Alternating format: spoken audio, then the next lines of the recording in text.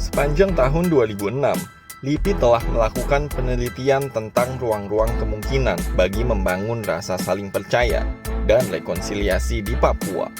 Bertolak dari hasil penelitian tentang membangun rasa saling percaya dan rekonsiliasi itu, diyakini bahwa langkah damai adalah langkah yang paling tepat untuk menyelesaikan masalah Papua.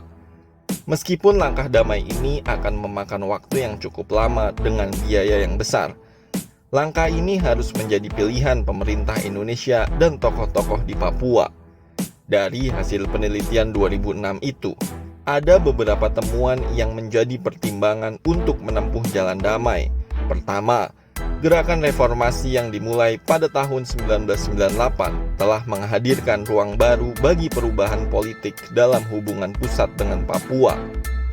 Hal itu ditandai oleh diterimanya tim 100 yang dipimpin Tom Benal sebagai utusan masyarakat Papua di Istana Negara oleh Presiden Habibie untuk mendialogkan berbagai masalah HAM dan pembangunan di Papua. Sayangnya, kesempatan baik tersebut kurang dimanfaatkan secara baik oleh utusan Papua. Utusan Papua dalam kesempatan itu menyuarakan tuntutan pengakuan kemerdekaan Papua.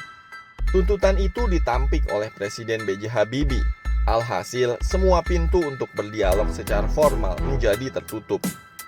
Ketika Abdurrahman Wahid dipilih oleh DPR RI menjadi Presiden RI di penghujung 1999, harapan akan adanya pintu baru bagi penyelesaian masalah HAM dan hubungan Papua dengan pemerintah pusat kembali terbuka lebar.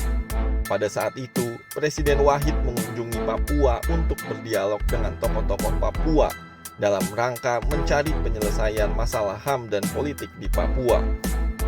Ketika Presiden Wahid dalam dialog di Jayapura didesak untuk mengakui kemerdekaan Papua, Presiden menampiknya dengan alasan itu kewenangan MPR di Jakarta, sebab Presiden hanya mandataris dari MPR. Meskipun demikian, Presiden Wahid memberikan satu perubahan berarti secara simbolik pada Papua, yaitu menyetujui pergantian nama Provinsi Irian Jaya menjadi Provinsi Papua. Seiring dengan menyetujui perubahan nama, Presiden Wahid sebagai kepala negara juga menyatakan permintaan maaf atas terjadinya pelanggaran HAM di Papua di era sebelumnya. Bahkan Presiden Wahid dalam kesempatan yang sama juga mengemukakan akan menghargai pandangan tokoh-tokoh Papua dalam menyampaikan pendapat, selama hal itu tidak ditujukan untuk mendirikan negara.